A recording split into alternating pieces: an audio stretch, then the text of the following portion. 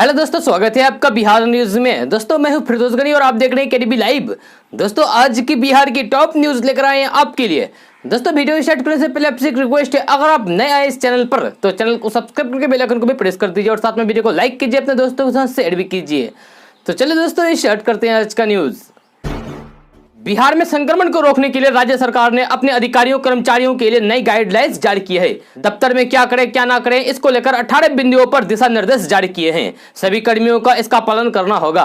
सामान्य प्रशासन द्वारा जारी गाइडलाइंस के तहत सभी कर्मियों के लिए मास्क पहनना अनिवार्य है। मेज और कुर्सी इस तरह लगाई जाएगी, दो लोग आमने सामने नहीं बैठे। खांसते और छींकते समय टिश्यू पेपर का इस्तेमाल करना या फिर बाह के अंदरूनी भाग में नाक और मुंह ढकना है। टिश्यू पेपर को डस्टबिन में फेंकने के बाद साबुन से हाथ अच्छी तरह से धोने को कहा गया है।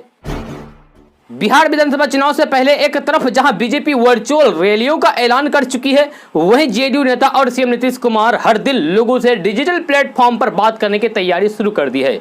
दूसरी तरफ महागठबंधन के घटक दल अपने अपने रास्ते पर निकल पड़े हैं। न पार्टियों की बैठक और न ही नेताओं के बीच संवाद। कहने को गठबंधन बचा हुआ है, पर गठबंधन की हर गिरे खुलनी शुरू हो गई है। हर कोई हर दिन विरोधियों की जगह घटक दल पर ही सवाल करने की तैयारी में जुटा हुआ है। जाहिर है इससे बिहार में विपक्ष बिखराव की ओर बढ़ रहा है, जिससे सत्ता पक्ष को विधानसभा चुनाव जीतने में आसानी होगी। बिहार में लंबे समय से शिक्षक बनने के इंतजार में बैठे अभ्यर्थियों के लिए बड़ी खबर है। राज्य में प्राइमरी शिक्षकों की बहाली को शिक्षा विभाग ने हरी झंडी दे दी है और अगले 10 दिनों में यह प्रक्रिया शुरू हो जाएगी। प्राइमरी एजुकेशन के डायरेक्टर रंजीत कुमार सिंह ने एक न्यूज चैनल को जानकारी देते हुए कहा है कि एनसीटीई से पत्र मिलने के बाद बहाली पर लगी रोक को हटा ली गई है और अगले 3 माह के भीतर 94,000 पदों पर बहाली पूरी कर ली जाएगी। वैसे अभ्यर्थी जिन्होंने आवेदन जमा कर दिया था और मेगा सूची का इंतजार कर रहे थे, उन्हें दोबारा आवेदन जमा करना नहीं होगा। वहीं एनआईओएस से डीएलएड पास हुए अभ्यर्थियों के लिए नया शेड्यूल जारी किया जाएगा। अगर आप यूपी बिहार के हैं और तमिलनाडु में रहते हैं तो आपके लिए एक बहुत ही जरूरी खबर है। खबर यह है कि 1 जून से तमिलनाडु में सैलून और ब्यूटी पार्लर खोल दिए गए हैं। लेकिन अगर आप बाल कटवाने जाते हैं तो सावधान हो जाइए, क्योंकि आपको बाल कटवाने के लिए आधार कार्ड दिखाना होगा। जी हां, बाल कटवाने के लिए आधार कार्ड अनिवार्य होगा। तमिलनाडु सरकार ने सैलून के लिए एसओपी जारी कर दी है। तमिलनाडु सरकार की ओर से जारी एसओपी के मुताबिक अगर आप बाल कटवाने चाहते हैं तो आधार कार्ड दिखाना होगा। सैलून मालिक हर कस्टमर का नाम, पता, फोन नंबर और आधार नंबर दर्ज करेंगे। अगर वो ऐसा नहीं करते हैं तो उनके खिलाफ कानूनी कार्रवाई की जाएगी। बिहार सरकार द्वारा बिहार के सभी जिलों में घरों तक बिजली पहुंचाने की घोषणा हुई थी। किशनगंज जिला में गांव घरों तक बिजली पहुंचाने का लक्ष्य पूरा कर लिया गया है। इसके अंतर्गत सभी 126 पंचायत के 700 से अधिक गांव सहित 1700 वार्डों में बिजली पहुंचाया जा चुका है। अब ऐसे ही परिवार बच गए हैं जहां 2-4 की संख्या में परिवार जाकर हाल फिलहाल में बच गए हैं। अब बिजली विभाग नए कनेक्शन लेने वालों उपभोक्ताओं के लिए सुविधा ऐप लॉन्च किया है। इस ऐप के माध्यम से लोग बिजली कनेक्शन लेने के लिए ऑनलाइन आवेदन जमा कर सकते हैं। अब उपभोक्ताओं को बिजली के कार्यालय का चक्कर नहीं काटना पड़ेगा। बिना दौड़ धाप किए हुए ऐप के माध्यम से और भी सुगमतापूर्वक बिजली कनेक्शन ले सकेंगे। भारत किसानों का देश है और यहाँ की आधी से ज्यादा आबादी कृषि पर निर्भर है। किसानों के ही कल्याण के लिए प्रधानमंत्री नरेंद्र मोदी ने साल 2016 में प्रधानमंत्री फसल बीमा योजना की शुरुआत की थी।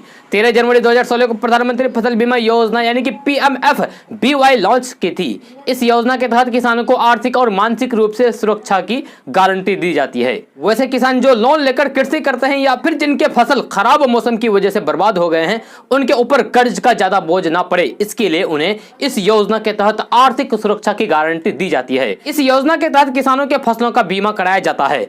यह योजना देश के हर एक राज्य में उच्च राज्य की सरकार के सहयोग से लागू की जाती है।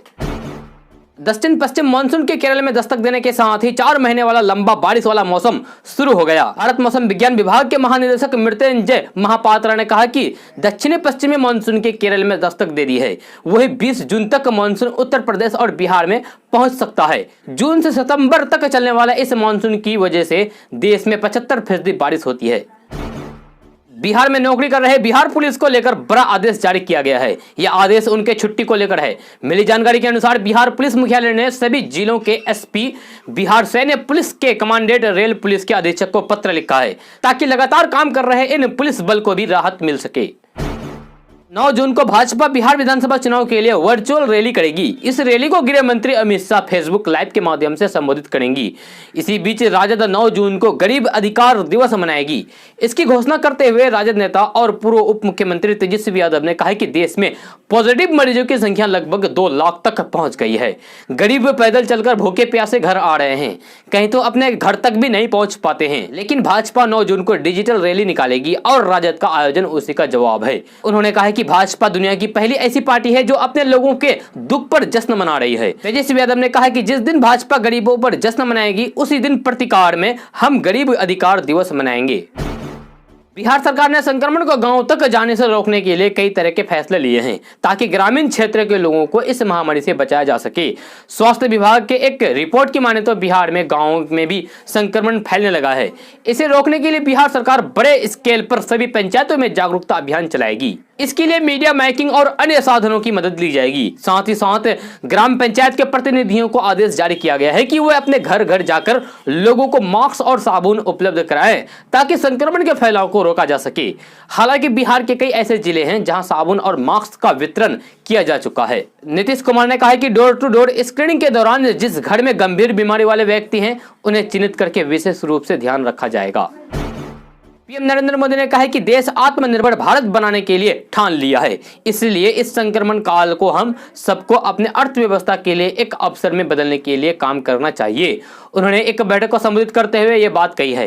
उन्होंने कहा है कि हमें एक तरफ संक्रमण से भी लड़ाई लड़नी है, इसे हराना है, तो वहीं दूसरी तरफ अपने इकोनॉमी की भी चिंता करनी है। उन्होंने उद्योगपतियों और देश के युवाओं से इस दिशा में काम करने का आग्रह किया है। अनलॉक 1.0 की शुरुआत होते ही धार्मिक स्थलों को खोलने की तैयारी भी शुरू हो गई है। जी हां, खास करके पटना के हनुमान मंदिर में तैयारियां जोरों पर है। ऑनलाइन दर्शन से लेकर वेदनम की बुकिंग और मंदिर में दर्शन के लिए रजिस्ट्रेशन जैसी व्यवस्थाओं को लागू करने की तैयारी चल रही है। दर्शन के लिए गाइडलाइंस जारी होगी। कहा जा रहा है कि 8 जून से पटना के महावीर मंदिर खुल जाएगा। खास बात यह है कि महावीर मंदिर प्रशासन भक्तों के लिए ऑनलाइन बुकिंग की व्यवस्था शुरू कर रही है।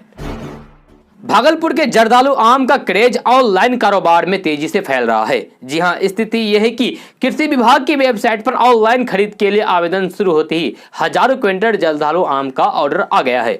आम बगीचे से टूटा नहीं है और 24,000 किलोग्राम का ऑर्डर आ गया है। चौंकाने वाली बात यह है कि इतने ऑर्डर सिर्फ राज्य के 2 शहर पटना और भागलपुर से आए हैं। कृषि विभाग कृषि उत्पादक संगठन के जरिए किसानों से आम की खरीदारी कर रहा है। उसे डाक पार्सल के जरिए जरूरतमंद लोगों तक पहुंचाने की कवायद शुरू कर दिया है। यह पहला साल है जब इस तरीका का प्रयोग किया गया है। जर्दालू आम की खरीद राज्य में इससे पहले इस तरीके से कभी नहीं हुआ है। आखिरकार इंडिया के हैमर हेडमैन धर्मेंद्र कुमार ने दुनिया में कैमूर का डंका बजा दिया है। सोमवार को गिनीज बुक में उसके खतरनाक स्टंट का विश्व रिकॉर्ड दर्ज किया गया है।